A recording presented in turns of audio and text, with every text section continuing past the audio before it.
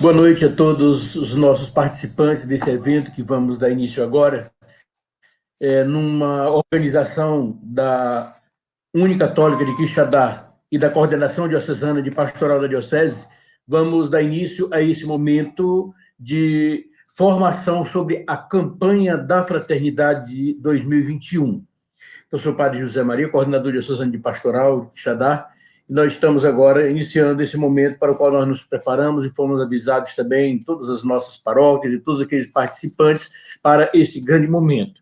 Como nós estamos vivendo esse período tão difícil, onde virtualmente tem sido sempre as nossas maneiras mais de fazer nossos eventos, mais uma vez, para que a gente não fique assim tão parado e sem acompanhar as coisas, os trabalhos da igreja de um modo geral, então hoje nós temos o imenso privilégio de participar desse momento de formação, que não é apenas um momento de formação, mas que será assessorado por uma pessoa de profunda capacitação para o assunto, que é o nosso assessor nacional das campanhas da CNBB, que daqui a pouquinho eu vou apresentar a vocês para esse momento. Então, aqui numa apresentação da Unicatólica com a Coordenação Diocesana de Pastoral, então agradecendo aqui ao professor Rude, que está nos acompanhando, mas lá de Santa Catarina, ele não pôde estar participando diretamente agora conosco, mas que ajudou, né, que fez, que ficou à frente um pouco desta organização, também do Daniel Neuto, da Unicatólica, Neuto que está aqui, boa noite, Neuto, que está nos acompanhando aqui na sua assistência técnica. Então, nós queremos acolher a todos aqueles que estão em sintonia conosco. Lembrando que a gente organizou um convite a todas as pessoas que quisessem participar. Como o número era grande daqueles que nos pediu, resolvemos colocar pelo YouTube para que a participação fosse mais maciça.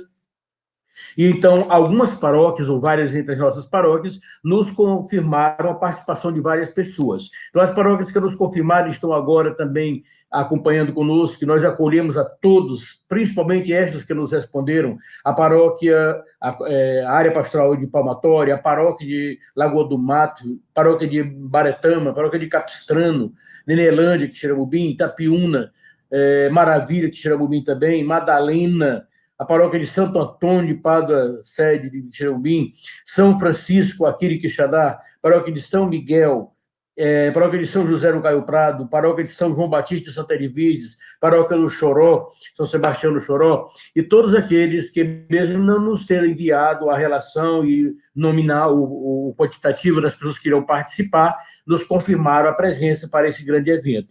Então, nós resolvemos fazer esse trabalho para que pudéssemos capacitar de uma maneira mais geral a todos aqueles que pudessem ou desejassem participar de uma formação bem específica, como dissemos, por alguém tão qualificado para nos tratar do assunto. Então, nós vamos ter, nessa nossa apresentação de hoje, não será tão prolongada do nosso assessor, que é tão cheio de ocupações das suas atividades, será o padre Patrick Samuel Batista. Então, ele também, nós já participamos juntos de encontros em Brasília, dos coordenadores diocesanos de pastoral em nível nacional. Então, ele já nos apresentou depois campanha da fraternidade lá por ocasião dos mesmos encontros. Então, padre Patrick, que é da Diocese de Luz, Minas Gerais, ele vai ser agora nosso acompanhar essa formação, tem 13 anos de ordenação sacerdotal, é especialista em pastoral e missiologia, né? Portanto, e como dissemos, é o secretário executivo das campanhas da Conferência Nacional dos Bispos do Brasil. Então, apesar de tão jovem, é uma pessoa de muita formação, conheço de perto, já estivemos juntos em alguns encontros. Então, acolhemos a todos os participantes, desejamos que esse momento seja muito proveitoso, é o máximo que nós podemos fazer. Se não está podendo levar a formação da maneira que gostaríamos, em virtude desse tempo de pandemia que temos experimentado, então a gente tenta fazer aquilo que melhor pode oferecer. Então, eu acolho agora, nesse momento, em nome da nossa diocese, ao padre Patrick, meu querido irmão, que a partir de agora ficará nesses momentos de formação. Se alguém, eventualmente, tiver alguma pergunta que seja muito importante colocar, pode também apresentar a sua questão aí no chat, que vai aparecer para algumas perguntas, sabendo, embora que o nosso tempo não é tão prolongado, até porque o padre Patrick ainda vai ter outra conferência hoje, depois dessa nossa, né? Lembro ainda que essa formação será gravada pelo Instituto de Comunicação da Unicatólica, onde ficará à disposição das pessoas posteriormente para quem o desejar depois receber. Padre Patrick, agora passar para você a palavra e desejando que esse momento seja profundamente importante, como sabemos que é, principalmente com você, que com tanta autoridade fala do assunto. Boa noite, Padre Patrick, seja bem-vindo, a casa é sua. Padre Maria, boa noite, minha saudação muito fraterna e carinhosa ao senhor, um amigo muito querido, e a todos aqueles que nos acompanham, motivo de muita alegria estar com vocês nessa noite, para a gente conversar um pouquinho sobre a proposta do tema da campanha da fraternidade desse ano. E para nos ajudar, preparei aqui alguns slides que eu vou estar projetando, eles já estão com o pessoal da Unicatólica de Quixadá, depois se alguém tiver o interesse, a gente pode estar compartilhando sem dificuldade também esse material com todos vocês. Primeiro aspecto que é importantíssimo é que em 2021 o tema da campanha da fraternidade é Fraternidade, Diálogo, Compromisso de Amor. Ela vai ser vivida de forma ecumênica, e quando isso acontece, quem toma a frente dos trabalhos é o CONIC, mas o tema não é ecumenismo, o tema é o diálogo. E a nossa vivência com os nossos irmãos e irmãs é o nosso melhor testemunho nesse mundo marcado por tantas divisões. Então, a nossa capacidade de dialogar e assumir o diálogo como estilo de vida, o diálogo como um compromisso de quem ama. A campanha da fraternidade é uma iniciativa que nasce na década de 1970, na Arquidiocese de Natal, no Rio Grande do Norte, dentro daquele movimento que nós conhecemos como Movimento de Natal, que teve aí como um dos expoentes o cardeal Dom Eugênio Salles. Esse movimento faz nascer, por exemplo, o MEB, Movimento de Educação de Base, a vida das pequenas comunidades, e nasce também a campanha da fraternidade, com o objetivo de olhar a realidade dos nossos irmãos e irmãs, sobretudo aqueles que mais sofrem, e intensificar ainda mais a nossa presença fraterna junto àqueles que vivem em situação de vulnerabilidade social, de grandes desafios.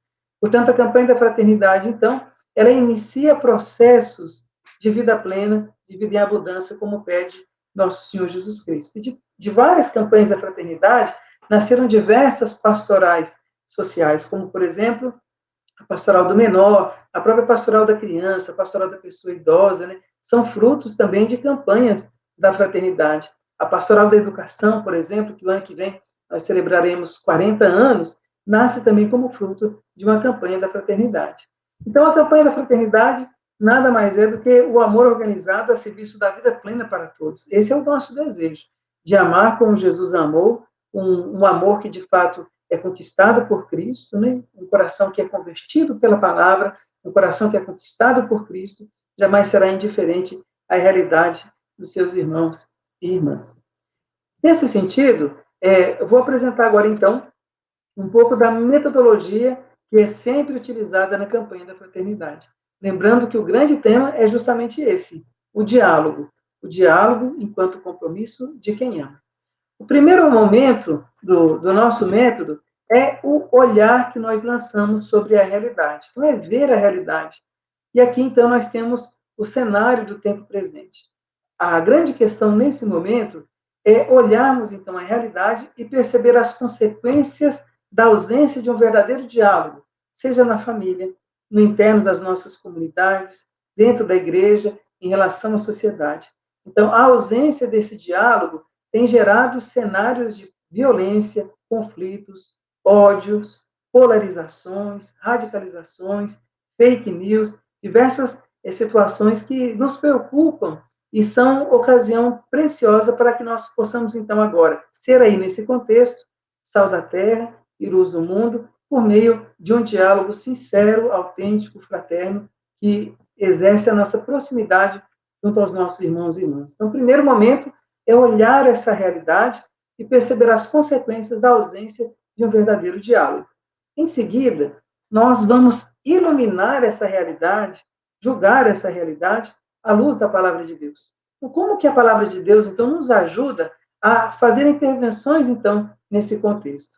Lembrando que tais intervenções só serão possíveis a partir de um coração que é convertido pela palavra de Deus. E para nos ajudar, então, nesse sentido, nós temos 2 textos bíblicos que são utilizados esse ano para nos ajudar como que referências mesmos para que a gente possa dar um passo a passo para o diálogo.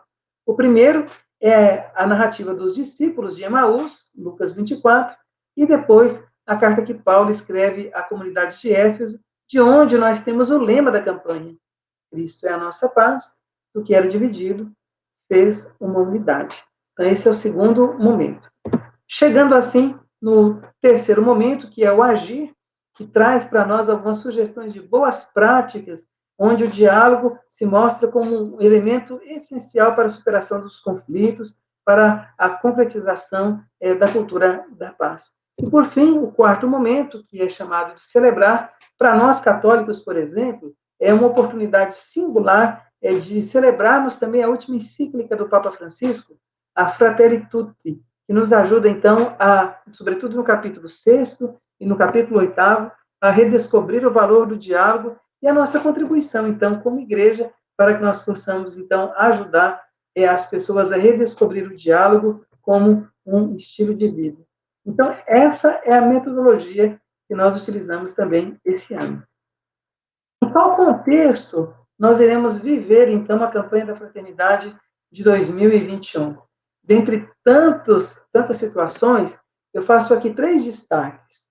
Nós vamos viver, então, essa campanha numa sociedade enferma, desigual, violenta e polarizada. Enferma em que sentido? Não somente por conta da situação da pandemia da Covid-19, que preocupa a todos nós, mas também sinais dessa enfermidade, como diz o Papa Francisco na Fratelli Tutti, no número 65. É quando nós vivemos, então, aquela globalização da indiferença, ou seja, no número 65 da Fratelli Tutti, o Papa Francisco diz que um dos sinais dessa sociedade enferma é quando nós nos colocamos de costas para o sofrimento das pessoas, quando nós não nos solidarizamos, quando nós não vivemos, melhor dizendo, quando nós não vivemos a compaixão como um compromisso de quem é cristão. Uma sociedade também desigual, né? A pandemia revelou ainda mais essa situação de desigualdade social. O número de pessoas que estão, por exemplo, em situação de insegurança alimentar, as pessoas que vivem em situação de rua, as pessoas que sofrem mesmo as desigualdades sociais no cotidiano. A pandemia nos revelou, agora com dados do Fórum Econômico Mundial, que aqueles que eram mais bilionários tiveram suas riquezas aumentadas, enquanto os mais pobres ainda continuam nessa mesma situação de desigualdade. E como se não bastasse, essa sociedade enferma, desigual, também vivemos em uma sociedade violenta e polarizada. Expressões dessa sociedade nós encontramos, infelizmente, no nosso cotidiano, né? Essas banalizações que nós encontramos, né? Da vida, por exemplo, o grande índice de violência. Esse mês de fevereiro, por exemplo, a intenção geral do Papa Francisco é para que rezemos pelas mulheres que sofrem, então, violência também, a questão do feminicídio e tantas outras realidades que também mostram as consequências da ausência de um autêntico diálogo. Agora, como é que nós vamos, por meio do diálogo, superar esse cenário? Aí vem uma dica preciosa do Papa Francisco, que no horizonte do diálogo, 5 de agosto ao dia 3 de setembro do ano passado, receberam esse título, Curar o Mundo. O que é preciso fazer, então, para curar o mundo? Como podemos ajudar, então, a curar esse mundo de hoje? Essa sociedade enferma, desigual, violenta e polarizada. Ao caminho que o Papa nos apresenta. Primeiro, redescobrir o valor da dignidade humana a partir do horizonte da fé. A nossa opção preferencial pelos pobres deve ser profundamente vinculada à virtude da caridade, tal como nos ensina, por exemplo, o Catecismo da Igreja Católica, né? É olhar, de fato, o Cristo que vive no outro. Então, a opção preferencial, não simplesmente afetiva, mas efetiva, é pelos pobres. Depois, o Papa nos ajuda a redescobrir também o valor da virtude da esperança relacionado ao destino universal dos bens, como, por exemplo, a vacina, que deve ser considerada um bem da humanidade e não simplesmente um patrimônio, né? Um recurso que vai atender aos interesses simplesmente do mercado. Depois, relacionando a virtude da solidariedade e da fé, o Papa nos ajuda, então, a avançar nesse caminho de cura para o mundo, quando, de fato, o nosso cuidado uns para com os outros nasce também do horizonte da fé, para que o amor ao bem comum seja uma realidade, mas também o nosso cuidado com a casa comum, que nos ajuda a esperançar os nossos corações em vista de dias melhores. E todo esse caminho deve acontecer em cada realidade onde nós estamos, desde a pequena comunidade familiar, desde a nossa pequena comunidade de igreja, a nossa paróquia, a nossa igreja particular, para que nós possamos, então, preparar o futuro com Jesus que salva e cura e nos ajuda, então, a viver, de fato, a fraternidade como um compromisso de amor, um compromisso de quem ama. Nesse sentido, então, se o tema da campanha é o diálogo, como é que nós vamos viver, então, a campanha nesse sentido? Aí vem a primeira intuição que a campanha deseja despertar em nós, que o diálogo e a convivência fraterna é o nosso melhor testemunho. Mesmo com as diferenças, mesmo com situações que são realmente desafiantes, pelo menos esse esforço de escuta, de proximidade, de diálogo para compreender o outro na sua realidade. Nesse sentido, então, a grande pergunta que nos motiva nesse caminho é justamente essa: como é que nós vamos anunciar a boa nova de Jesus Cristo em tempos tão turbulentos como o atual? Como anunciar a boa nova de Jesus Cristo? Um caminho é redescobrir o diálogo, então, como um estilo de vida. Então, o diálogo não é um momento pontual, ele deve acontecer ao longo de toda a nossa existência. Daí o objetivo geral da campanha da fraternidade, que é convidar as comunidades de fé e pessoas de boa vontade a pensar, avaliar e identificar caminhos para superar as polarizações e violências através do diálogo amoroso, testemunhando a unidade na diversidade. E descobrir a força e a beleza do diálogo como caminho de relações mais amorosas. Denunciar as diferentes violências praticadas e legitimadas indevidamente em nome de Jesus. Comprometermos com as causas que defendem a casa comum, denunciando a instrumentalização da fé em Jesus Cristo, que legitima a exploração e a destruição socioambiental. Depois, contribuir também para superar as desigualdades, animar o engajamento em ações concretas de amor ao próximo, promover a conversão para a cultura do amor como forma de superar a cultura do ódio, e aqui também diria o Papa Francisco, promover a cultura do encontro, fortalecer a convivência ecumênica e interreligiosa, estimular o diálogo e a convivência fraterna como experiências humanas irrenunciáveis em meio a crenças, ideologias e concepções em um mundo cada vez mais plural. E, por fim, compartilhar experiências concretas de diálogo e convívio fraterno. A essa altura você pode estar se perguntando, né? Mas o que significa realmente, então, o diálogo? O que nós entendemos por diálogo? Pensa aí um pouquinho. Para você, o que significa dialogar? Qual é a diferença, por exemplo, entre uma conversa, uma discussão, o debate e o diálogo propriamente dito? O que significa, então, dialogar? Algo que deve ficar bem claro que o diálogo, ele permeia a nossa conversa, ou seja, é um sentido que perpassa os seus interlocutores. Por isso que o grande diferencial do diálogo está justamente aqui. Ele tem como objetivo, né, compreender o outro naquilo que lhe dá sentido e significado às coisas que estão ao seu redor. Mas para que isso aconteça, é preciso, então, de alguns elementos que vão favorecer, criar condições para que o diálogo aconteça. O primeiro deles é a convivência. Não há diálogo sem certa convivência, sem aquela conversa ao longo do caminho. Porque o diálogo, então, visa compartilhar significados e experiências e o que elas dizem a nós. Por isso, o diálogo é um estilo de vida, é uma postura, é um modo de ser no mundo. É entender o outro como ele é e não como eu quero que ele seja. Isso não significa concordar com tudo. Jamais. Não é concordar com tudo. É um sentido que perpassa e nos ajuda, então, a perceber como o outro vê a realidade. Daí a importância de aproximar sem ter medo do outro. A proximidade é essencial, mas também nós precisamos redescobrir a capacidade de verdadeira escuta do outro. O que aconteceu conosco que a gente já não dialoga mais? Parece que a gente não escuta o outro, a não ser a partir da nossa própria visão de mundo. E isso requer paciência, capacidade de parar, então, para escutar o outro de fato. Supõe certo envolvimento, empatia, disposição do coração, disposições interiores, né, para que a gente possa entrar em diálogo com o outro. Gasta tempo, precisa de atenção, mas principalmente não existe diálogo se a nossa identidade ela não está acrisolada, ou seja, é preciso ter convicção da nossa identidade. Por isso que o diálogo é esse grande convite a permanecer, né, junto com o outro naquilo que nos une, mas focar naquilo que nos une e não naquilo que nos separa. Daí a importância do dialogar, pois se abrir para conhecer o outro, reconhecer o valor naquela história, é um caminho que nós somos chamados a trilhar. E essa ponte para o diálogo, ela é sustentada por duas colunas muito importantes: a comunicação não violenta e o amor como um compromisso de fé em Jesus Cristo. O amor, então, é essencial. Por isso, o tema da campanha Fraternidade e Diálogo é um compromisso de amor, tal como Jesus nos ensinou, amar ao próximo como a si mesmo. Daí a importância, então, de abrirmos o nosso coração à conversão, ao diálogo e ao compromisso de amor como compromissos nesse tempo tão difícil.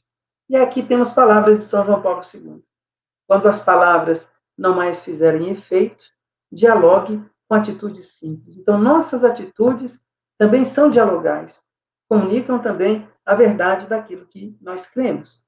E para a gente pensar, então, a relação entre evangelização e diálogo, pois já dizia o Papa Paulo VI que hoje a evangelização se dá em diálogo, no diálogo e por diálogo. Hoje, as pessoas escutam mais as testemunhas do que os mestres, e se escutam os mestres é porque eles não testemunham. E a grande pergunta que provoca a todos nós é justamente essa. A nossa prática, então, ela promove o diálogo ou potencializa o ódio? Pense um pouquinho, a nossa prática. Ela promove o diálogo ou potencializa o ódio? E pensando assim no interno de nossas comunidades, mais do que nunca é preciso, nesse contexto que dá testemunho disso, né, nós precisamos então fazer a opção pelo diálogo. E isso só será possível se assumirmos decisivamente o período quaresmal como esse grande momento de conversão. Esse processo de conversão é permanente e diário, e assim também deve ser com o diálogo, né? É permanente e diário, que nos configura a Cristo por meio das práticas quaresmais. Então, a quaresma é esse tempo de exercício da fraternidade, e na quaresma desse ano, mais do que nunca, nós somos chamados também a crescer na capacidade de diálogo. O diálogo que implica, então, abertura, acolhida, escuta, capacidade de interação, discernimento em conjunto. O diálogo realmente é um compromisso de quem ama, e o diálogo é um instrumento imprescindível de promoção da paz. Daí o caminho que nós temos para a paz é esse diálogo, atento ao outro, redescobrindo o diálogo, então, como um compromisso de amor. E se nós olhamos as Escrituras Sagradas, nós percebemos que Deus sempre entra em diálogo com o ser humano. O ser humano, ele é capaz de Deus. Deus se comunica, Deus se revela a cada um de nós. Por isso que a palavra de Deus ainda testemunha que, por meio do diálogo, a verdade e o amor se encontrarão, justiça e a paz se abraçarão, e quem promove a paz, que é uma das bem-aventuranças do Evangelho, é chamado filho e filha de Deus. Quem promove a paz, então, vive essa bem-aventurança. Jesus propõe a seus discípulos a necessidade do diálogo, do perdão, da compaixão, do convívio fraterno. A paz que brota da fé supera as inimizades e promove a unidade, pois nós somos da família de Deus, nós pertencemos à família dos filhos e filhas de Deus. Para a gente poder avançar um pouquinho mais, trago aqui então uma pequena reflexão sobre o primeiro texto bíblico que nos ajuda a iluminar essa realidade, que é o texto dos discípulos de Emaús. Aqueles dois discípulos viveram, então, os fatos da vida de Jesus, a sua vida pública, a sua paixão e morte na cruz. Mesmo tendo participado dos fatos, sozinhos eles não conseguem compreender tudo aquilo que aconteceu. É preciso da ajuda de nosso Senhor. E qual é o passo a passo, então, para o diálogo? Como que Jesus entra em diálogo com aqueles que estão em dúvida, desiludidos e de volta para casa? Quais são os passos? Primeiro, Jesus toma a iniciativa, vai ao encontro deles. Segundo, Jesus tem paciência. Ele não chega se revelando de imediato que ele é o ressuscitado. Ele espera, então, o processo daqueles discípulos, mas também acompanha aquele processo. Terceiro momento, Jesus entra na conversa dos dois. O que vocês estão conversando pelo caminho? Ele entra na conversa e aí começa o diálogo propriamente dito. Porque logo em seguida, Jesus fala da sua própria identidade a partir das Escrituras, mesmo ainda como um peregrino desconhecido para aqueles dois. Jesus, então, caminha com eles, caminha em diálogo, acolhe o convite para permanecer com eles. Então, o diálogo verdadeiro, ele desperta esse desejo da hospitalidade, da convivência, a tal ponto que Jesus, ainda como desconhecido, adentra a casa dos discípulos e a mesa, que para nós é sinal claro da Eucaristia, né? A mesa, ele expressa um gesto dialogal, que não acontece com palavras, mas um gesto que comunica de fato quem ele é. Ele parte o pão, os discípulos o reconhecem, o seu olhar é ampliado, o olhar dos discípulos é ampliado, reconhecem Jesus. Jesus desaparece e os discípulos fazem o caminho de volta, 11 quilômetros, para dialogar com a comunidade. E a comunidade cristã dialoga com o mundo, com a sociedade, anunciando Jesus Cristo por meio também do diálogo. Então, Jesus se coloca na realidade dos discípulos e escuta com empatia. Ele amplia o olhar dos discípulos, ele responde ao pedido de permanência e o diálogo faz o coração arder e desperta esse desejo de convivência, né? Se o coração não arde, os pés não partem em missão, as mãos não se abrem à solidariedade, nem o nosso olhar brilha de esperança por dias melhores. Portanto, reconhecer Jesus é um convite à mesa, é um convite a sermos convivas. É preciso, então, abrir o nosso coração a essa palavra que nos ajuda, então, a avançar no caminho do diálogo. Novamente, palavras do Papa Francisco na Fratelli Tutti. Redescobrir Cristo no caminho, buscar a Deus com coração sincero, desde que não ofusquemos com nossos interesses ideológicos ou instrumentais, ajuda a reconhecermos como companheiros de estrada, verdadeiramente irmãos. O segundo texto, então, é a carta que Paulo escreve à comunidade de Éfeso, né? Traz para a gente alguns desafios que a comunidade vivia. Internamente, haviam cristãos que vieram do judaísmo e outros do mundo gentílico, e haviam, então, alguns conflitos internos da comunidade. E fora da comunidade, a famosa paz romana, que era aquela paz armada, a custo de violência, de repressão. E nesse contexto, Paulo relembra que o evangelho traz consigo um novo estilo de vida que supera as nacionalidades e que nos ajuda, de fato, a vivermos como irmãos. Supera em que sentido que supera? Nos fazendo membros de uma única só família, a família dos filhos e filhas de Deus. E é essa a convicção que nós encontramos aí, né? Que é possível, mesmo na diversidade de carismas, buscar a unidade. Como acontece no interno da nossa igreja, por exemplo, há diversos dons e carismas, mas é possível, sim, buscarmos a unidade enquanto um compromisso também de quem ama. E a inspiração bíblica vem justamente desse contexto. De fato, ele é a nossa paz, Cristo. E é nele que nós somos reconciliados. De dois povos fez um só em sua carne, derrubando o muro da inimizade que os separava. Cristo é a nossa paz. Agora, há um fato muito interessante, que ao redor do Templo de Jerusalém, havia um muro que era chamado de Muro da Divisão. E segundo as informações de Flávio José, era um muro de 1,40 m, mais ou menos, de altura, que separava os gentios dos judeus. E haviam algumas placas que advertiam para que aqueles que não fossem judeus não atravessassem esse muro, não adentrassem aquela parte proibida. E assim dizia: nenhum estrangeiro tem permissão de entrar na baluastre em torno do santuário do pátio. Quem for pego será responsável por sua decorrente morte.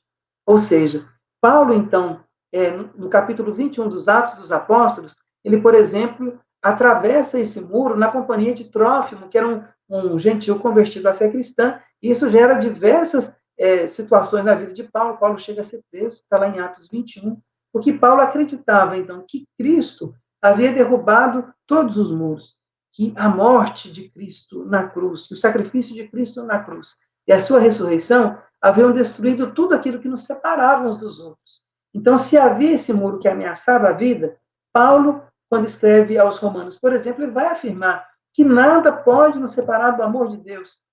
Então, nada também pode nos separar uns dos outros, porque o Evangelho é força de Deus que derruba os muros, mas nós somos chamados também a abrir mão dos entulhos. E não basta derrubar os muros.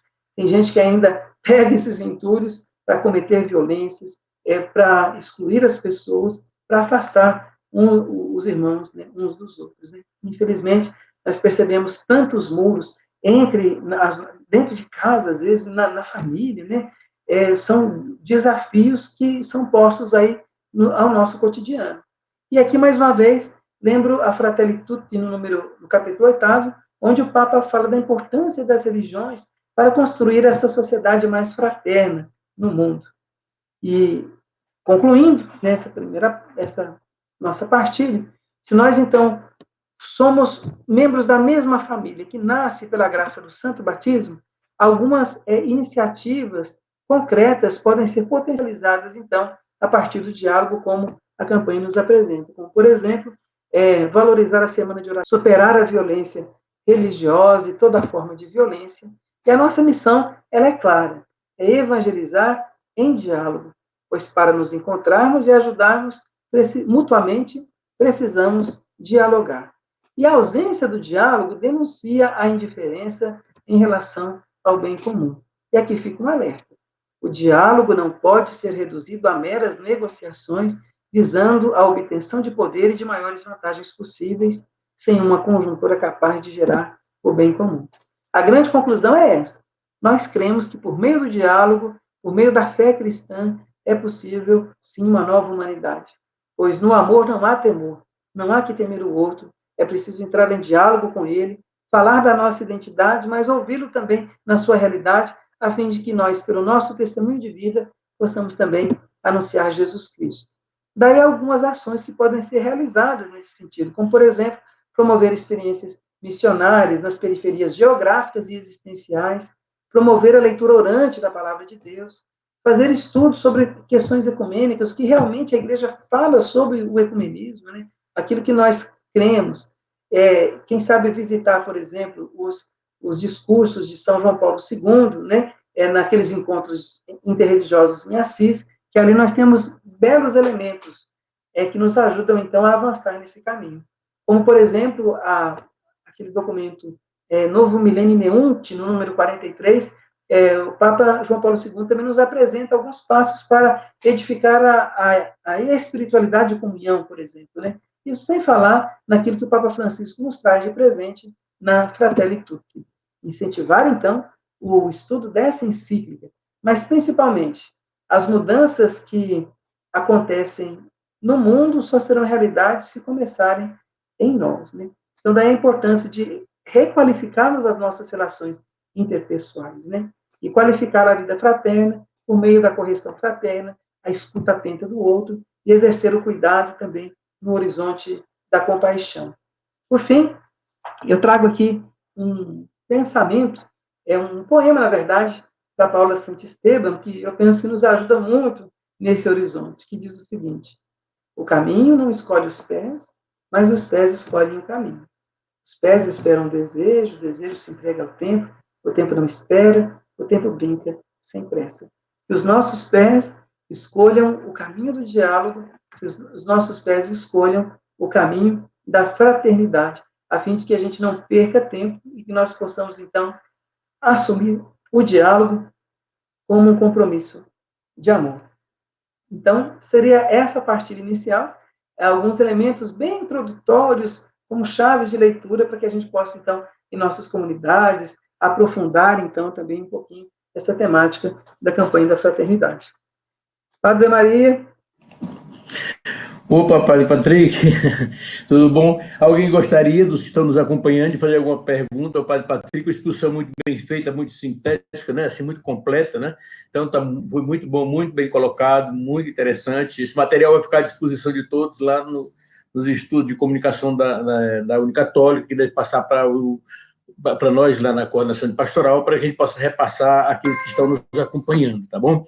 E se alguém tiver alguma pergunta, alguma coisa que queira fazer, né? Então, pode nos dirigir alguma coisa, de algum tempinho que tem, para aproveitar aqui a sabedoria do Padre Patrick e nos fazer alguma aprofundamento aí, tá certo? Alguém quer nos colocar?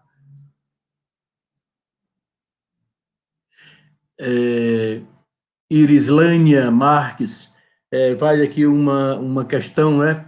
Como assumir o ecumenismo nas ações eclesiais, a dificuldade do diálogo com as denominações religiosas que buscam o mesmo dinamismo do evangelho cristão, da evangelização cristã? Então, Islâmia, Marques, nós não temos assim receitas prontas, mas acredito que nós temos bons ingredientes. Acho que o primeiro deles é nós, de fato, visitarmos o documento Nostra Aetate do Concílio Vaticano II, por exemplo, e redescobrir ali o que ele fala a respeito do ecumenismo. E esse documento que eu falei de João Paulo II, Novo Milênio Neunte, ele traz alguns elementos assim interessantes para que a gente possa, então, viver a chamada espiritualidade de comunhão. Então, quais seriam os elementos dessa espiritualidade de comunhão? Um outro documento que vale muito a pena conhecermos é Ut Unum Sint, né, que é essa carta encíclica de João Paulo II, e colher dali esses primeiros elementos.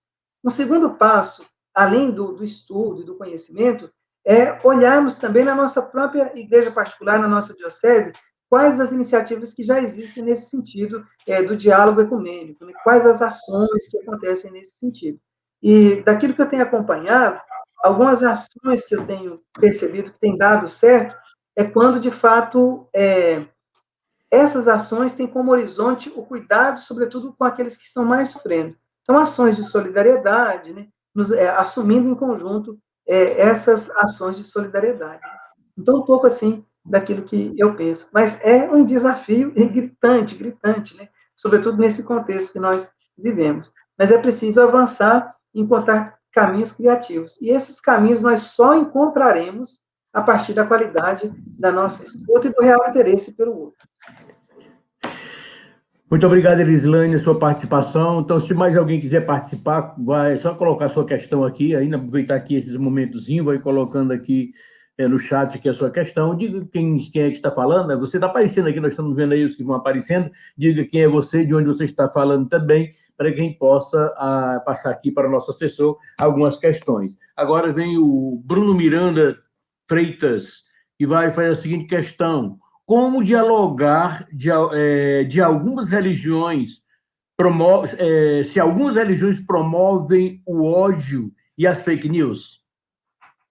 Eu penso que nesse sentido, Bruno, o primeiro elemento importantíssimo é justamente esse, olha, que nós também não sejamos promotores dessas fake news também, porque às vezes a gente acaba também compartilhando uma ou outra mensagem sem ter certeza a partir dos nossos interesses. E depois, como dialogar, então, né, com algumas religiões que às vezes acabam promovendo o ódio? Aí vem aquele gesto que eu dizia dos discípulos de Emaús, que me toca muito. Né? Que gesto que é, né? Jesus nos mostra que o diálogo não acontece somente por palavras, mas, sobretudo, pelas nossas atitudes, pelos nossos gestos também. Então, se a gente deseja assumir o diálogo como um estilo de vida, nós devemos, então, dar passos nesse sentido, testemunhando a qualidade do amor diante dessas situações de ódio. E isso a partir da realidade onde eu me encontro. O ambiente de trabalho, por exemplo, né, a minha pequena comunidade, são espaços para que a gente possa, então, superar essas fake news e também viver a nossa religião como ponte de amor, de fraternidade, mostrando de fato, olha, aqui nessa pessoa tem algumas atitudes diferentes, né? Então, um pouco é o que eu penso. Muito obrigado, Bruno, sua participação. Mais alguém que vai participando, vai dizendo um pouquinho. É bom você dizer também de onde você está falando também, o que você está colocando. Agora vem a participação de Maria Cecília. Maria Cecília. Nos dias atuais, a televisão, o celular, são muros quase que intransponíveis nas famílias, e isso está gerando a falta de diálogo. Interessante, viu, Maria Cecília?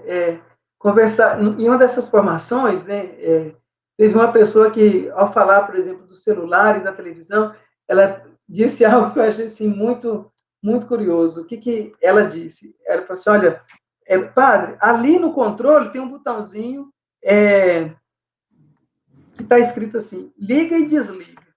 E também, lá no roteador, às vezes a gente tem um botãozinho para poder desligar o Wi-Fi. Às vezes é preciso fazer isso mesmo, para que a gente possa se olhar, contemplar e conversar. Agora, eu acho que é preciso, como que a gente vai redescobrir esses espaços, né? Tendo gosto, por exemplo, de resgatar o valor da mesa, por exemplo, não simplesmente nos momentos das refeições, mas da gente valorizar, de fato, aquilo que nós temos como sagrado, que é essa capacidade de olharmos nos olhos uns dos outros, né? E aí vem essa grande intuição para nós. Como podemos dialogar, então, com famílias sem diálogo? Então, ter esse passo a passo que Jesus nos ensina, né?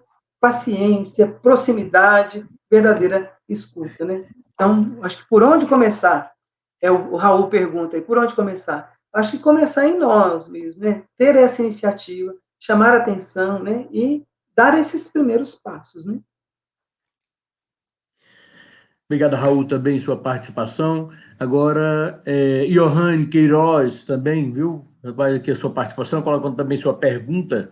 É, Cássia Ibaretama, como superar a intolerância religiosa ou a falta de empatia entre as religiões? É algo desafiante. Eu ainda acredito nesse mesmo horizonte. Eu acho que pessoalmente essa pergunta deve ser feita a cada um de nós, né?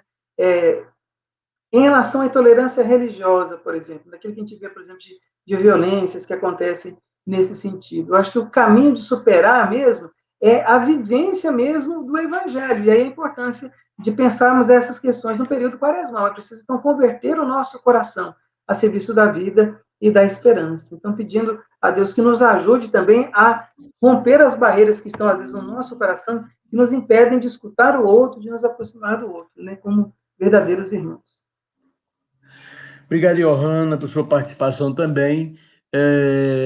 Agora, Padre Patrick, faço parte da pastoral escolar do Colégio Diocesano, CDDA, aqui de Quixadá, viu? E lá estudamos o tema da campanha da fraternidade. O que o senhor nos sugere como pista de trabalho na escola? Valorizar as famílias. Acho que o primeiro, um aspecto importantíssimo é justamente esse. Então, pensar em ações dinâmicas entre os alunos que ajudem também a despertar, então, o valor do diálogo nas famílias, né? E talvez redescobrir alguns elementos que possam ajudar a avançar nesse sentido, como, por exemplo, né, algumas dinâmicas que ajudem a gente a perceber, de fato, quais são os pontos de atração, por exemplo, dentro de casa, na família, que podem favorecer, então, o diálogo. Eu acho que é focar na família. Eu acho que o primeiro momento é esse, né? Focar na família. Segundo, pensar a qualidade também das nossas atividades. Vou dar um exemplo concreto agora. Com essa questão da pandemia, as aulas também foram de forma remota, aproveitando esses espaços como a gente está utilizando agora também. Agora, como criar, então, proximidade pelos meios digitais? Talvez aqui agora, então, redescobrindo um pouquinho esse caminho, e eu acho que sempre a partir da escuta, né? Dos professores, em conjunto com a família, para poder avançar nesse caminho, Jarlene. Obrigado, professora Jarlene, sua participação também. Obrigado por colaborar também conosco. Mais alguém quer participar, fazer alguma pergunta? Nós estamos aqui já caminhando para a etapa final desse momento de formação da campanha da fraternidade, né, com o padre Patrick, assessor das campanhas da CNBB, né? Então, está nos dando o privilégio desse grande momento de formação. Se você quiser aproveitar, fazer mais alguma questão, alguma pergunta, ele ainda está aqui com alguns momentinhos ainda entre nós, e se alguém quiser tirar alguma dúvida, aproveite para participar. Lembrando que esse material que o padre Patrick acabou de nos colocar, ele vai estar à disposição. Então, o sistema de organização lá da Católica vai nos passar também para a coordenação pastoral, para o site da Diocese, e nós vamos depois informar os endereços onde encontrar esse material. Mais alguém quer participar? Mais alguém quer fazer alguma pergunta? Algum padre que está nos acompanhando também, de alguma paróquia, ou leigo, quem quiser, qualquer participante, se quiser, ainda temos alguns momentos, podem dirigir sua questão. Ok, nada a declarar. Opa, eu pensei que estava chegando mais alguém por aqui. Tem mais alguém que queira participar, dizer alguma coisa?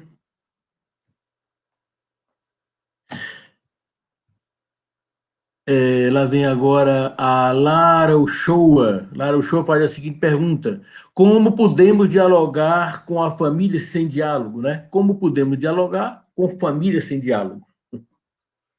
Pois é, Lara, é um desafio enorme. Então, talvez seja preciso resgatar realmente o que significa ser família, né?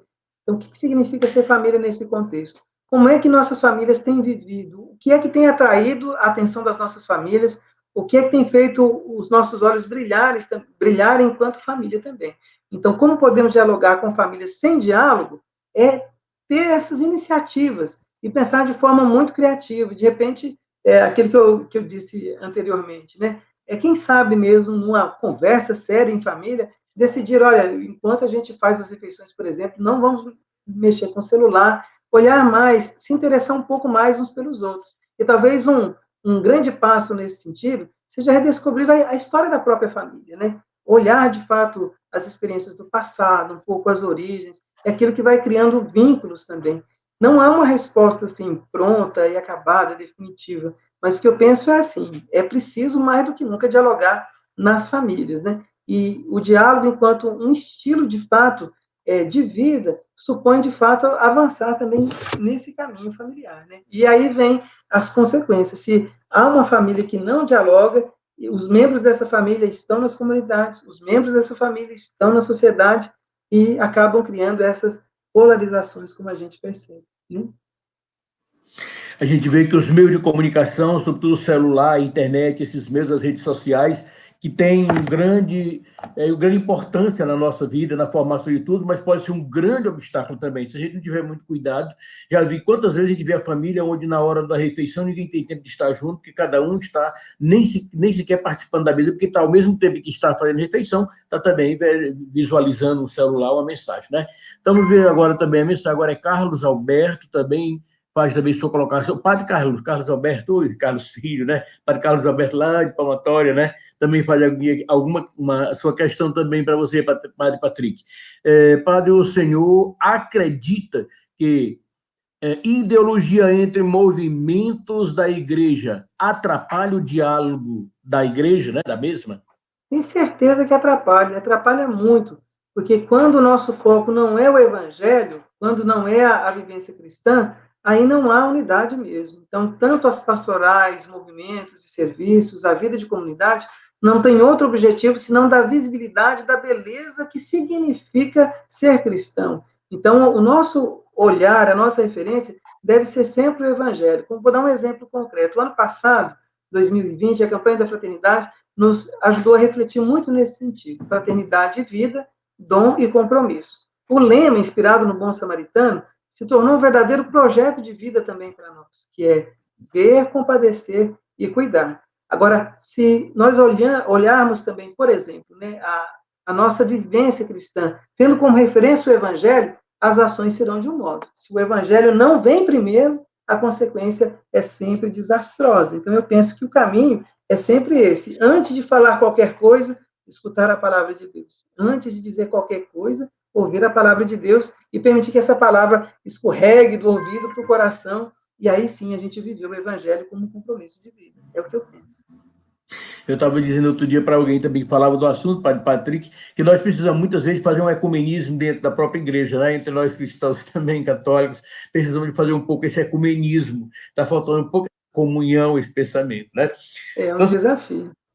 é um grande desafio, porque há muitas maneiras, muitos cristãos, há muitas maneiras de se ver a coisa, e nós partimos para a nosso modo de pensar, e não a comunhão em sua plenitude, no sentido, na sua finalidade. Mas alguém quer participar? Estou vendo agora chegar aqui a Olgarina Marques, que também vem aqui fazer sua pergunta. Olgarina pergunta o seguinte: boa noite, sou Olgarina, da área pastoral de São Félix. São Félix fica lá para Amatória, na região do município de Itapiúna, aqui também no Ceará. Muito boa a sua colocação, padre. Como dialogar se não há respeito e acolhida do diferente? Se há respeito e acolhida em nós, é possível dialogar. Então, que a gente não pode esperar essas iniciativas dos outros, deve começar em nós. Então, um coração respeitoso e acolhedor, ele sempre vai conseguir avançar, então, nesse caminho do evangelho, no caminho do diálogo, tal como o Senhor nos pede. Obrigado, Olga, sua participação, né? Obrigado, pessoal de Palmatória, estão nos acompanhando lá em Palmatória também, participando conosco, também lá em Lagoa do Mato, lá na Ibaretama, Capistrano, Nenelândia, Itapiúna, né? Itapiúna dessa mesma região de Palmatória, Xeramubim, das suas paróquias que formam Xeramubim, Santo Antônio, São Miguel e São Francisco, também lá em São José do Carro Prado, também aqui na cidade de São João e São Francisco, também lá na cidade do Choró. Mas alguém quer participar, alguma pergunta para aproveitar os momentos finais, né? Alguém quiser, nós estamos já partindo para os momentos finais, para o Patrick ainda vai ter outra conferência, como a gente já lembrou. Então, se alguém tem mais alguma pergunta, vamos aqui acolher um pouquinho mais o Danilo Souza também quer fazer aqui a sua colocação, vamos ouvir o que ele tem para nos dizer. Isaac Viana, como tratar o diálogo nas comunidades se muitas vezes as pessoas não querem o diálogo? Talvez redescobrir qual é o verdadeiro sentido da comunidade. O que constitui uma comunidade verdadeiramente cristã? Em torno da palavra de Deus, da vivência dos sacramentos. Isso constitui a comunidade, é um dos elementos que faz a comunidade acontecer. E, de repente, se uma comunidade não vive o diálogo, é incapaz de dialogar, pode ser que essa comunidade está precisando redescobrir a sua própria identidade, a sua própria missão à luz do Evangelho. E talvez seja a hora de escutar realmente a palavra de Deus, a palavra do Evangelho, porque se eu não escuto a palavra de Deus, eu dificilmente, ou é praticamente impossível, dar atenção também à palavra do outro. Então é preciso voltar às fontes, ao Evangelho. Obrigado, Danilo, por sua colocação, sua colaboração também. Tem mais, nós temos ainda aqui poucos. Opa, lá vem agora aqui o que? Padre Firmino, oi, Padre Firmino, muito bem, seja bem-vindo, Padre Firmino, lá da Lagoa do Mato, viu? Cidade de Lagoa do Mato, paróquia, que está agora nos acompanhando também com um grande momento de formação da campanha da fraternidade. O Padre Firmino faz a seguinte questão: como fazer um trabalho de conscientização nas pessoas que a campanha da fraternidade se prolongando o ano inteiro e não somente durante o período da quaresma, né? É muito interessante essa questão, porque as pessoas acham que a campanha da fraternidade é só durante a quaresma, né? Isso é muito interessante essa colocação. Isso. Muito bem, Padre Firmino, meu abraço fraterno. A campanha da fraternidade tem o seu momento forte no período quaresmal, mas não se esgota ele. E um modo de prolongá-la ao longo do ano inteiro, mas de toda a vida, é assumindo, por exemplo, as boas iniciativas que nasceram de campanhas, como, por exemplo, as pastorais sociais, que precisam novamente serem redescobertas também na sua essência e na sua missão, naquilo que elas fazem como a ação do bom pastor nos nossos dias. Então, talvez seja fazer uma pequena memória, por exemplo, na nossa diocese, quais os frutos que já vieram das campanhas anteriores, né? Como que nós podemos potencializá-los ainda hoje, no nosso contexto? Né? Um pouquinho do que eu penso. Obrigado, Padre Firmino, sua participação. Obrigado pela sua paróquia de Lagoa do Mato também participando conosco. Várias pessoas estavam inscritas lá da paróquia também para participar, e então, como de todas as outras que estão nos acompanhando nesse momento. Padre Patrick, eu quero saber quanto tempo você ainda tem. Eu acho que alguns poucos minutos, ainda tem mais tempo para chamar. Isso, até às 8h30 a gente consegue, Padre. Eu já entro direto na outra. Nós temos apenas 2 minutinhos aqui para poder passar os arremates finais aqui para o Padre Patrick. Alguém quer fazer uma última colocação para que a gente possa... Opa, lá viu o Padre Abraão, vigário forâneo da Forania de Itapiúna, né? Da Forania 3. Agora vai a seguinte questão, Padre Abraão Corrêa Viana. Como trabalhar o diálogo entre os diversos grupos de pastorais na igreja, visto que isso constitui um grande desafio hoje? É um desafio tremendo, né, Padre? Eu acho que entre os grupos pastorais da igreja é um pouco daquilo que a gente já partilhou. Talvez voltar à origem mesmo, da razão de ser de cada uma dessas pastorais.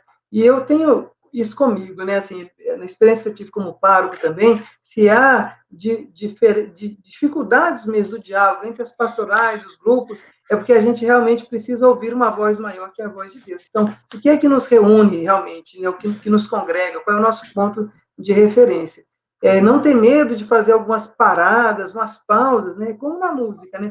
A pausa não significa o fim da canção, mas aquele momento para a gente poder tomar um novo fôlego. Então, de repente, parar para voltar à fonte, às origens, e para a gente se conhecer. Entre as pastorais e movimentos, por exemplo, tem gente que convive juntas ao longo de muitos anos, mas não sabe a história uns dos outros, né? Onde Cristo, por exemplo, conquistou aquele coração, qual é a experiência de Deus que essa pessoa tem. Então, falar da sua experiência de fé, né? E ajudar a pessoa a perceber onde que Cristo também a conquistou. É um pouco daquilo que eu penso nesse sentido. Obrigado, Padre Abraão. Obrigado por sua participação também, por seu pessoal também acompanhando conosco. Obrigado, professor Forani e todos que se articulou aí também para estarem entre nós. Então, nós temos o quê? 1 minuto final aqui para devolver a palavra para o Patrick. Se tiver coisa muito urgente, dentro de 30 segundos do minuto que a gente coloca imediatamente. Mas também, Padre Firmino, Padre Zé Maria, perdão, se alguém tiver alguma questão, alguma dúvida também, pode enviar um e-mail para a gente, campanhas@cnbb.org.br. Temos aí uma equipe que vai também acolher seu e-mail com muito carinho também, e me coloca à disposição. Ótimo. Então, eu vou pedir ao Padre Patrick depois para deixar esse seu endereço aí colocado também, junto com o nosso material, com o seu material, que vai ficar... Já tem lá, isso. Na última slide tem lá. Pronto, então, os slides vão ficar com a gente, à disposição. Eu peço para nos passar, e qualquer coisa vocês podem dirigir a questão. Ele está se disponibilizando aí, pode dirigir para ele, que ele é o secretário da CNBB para as campanhas, né? Bom, eu acho que se a gente fosse discutir tantas coisas, com tanta coisa boa que teria, nós tínhamos muito o que conversar, porque o assunto é muito empolgante, o pessoal gosta muito. Eu quero, finalizando esse momento, agradecer a todos que acompanharam conosco, a colaboração dos párocos nas suas paróquias, da pessoal da campanha da fraternidade aqui da Diocese, da comissão de organização da campanha da fraternidade, agradecer a todos aqueles que fizeram, a todos aqueles que acompanharam conosco este momento e que fizeram e justificaram a realização desse evento que a gente sempre acha que é tão importante. Nós tivemos hoje o privilégio de ter o assessor das campanhas, Padre Patrick, como nós vimos, não precisa nem se explicar mais, porque ele se auto-explicou nas suas colocações, né? Então, com a sua sabedoria, eu já o acompanhei muito, lá em Brasília, em encontros, ele nos colocava, ele já sabe da campanha do próximo ano de COI salteado também, né, Patrick? Então, ele acompanha tudo muito de perto. Então, eu agradeço a você, Patrick, pela sua sua presença. Espero que essa pandemia passe assim que ela terminar. Marca um dia de vir passar um dia conosco aqui, para você conhecer também a nossa região aqui do Brasil, viu? Com alegria. E, Padre Zé Maria, eu que agradeço o convite, muito obrigado de coração, e a alegria e entusiasmo do senhor também conquista a todos nós. Que Deus dê muita saúde, perseverança aí nessa missão tão importante aí junto ao povo de Deus da Diocese de Quixadá. Muito obrigado de coração. E a todos, boa noite, que nós possamos, então, nos aproximar cada vez mais da insondável riqueza de Cristo e a Ele entregar a nossa vida e viver, trabalhar por Cristo, com Cristo e em Cristo. Deus abençoe e proteja a todos vocês. Boa noite. Boa noite, muito obrigado. Obrigado à Unicatólica, com a sua equipe de organização, ao professor Rude, ao Daniel, também agora o Nilton, que foi aqui conosco. Nosso muito obrigado a todos vocês, muito obrigado a todos que participaram, e estamos aqui à disposição sempre de todos. Que Deus os abençoe, que outros momentos destes nos reúnam e nos unam, para que nós possamos fazer os trabalhos, caminhar, apesar do momento que vivemos. Que Deus os abençoe a todos, e tenham todos uma boa noite.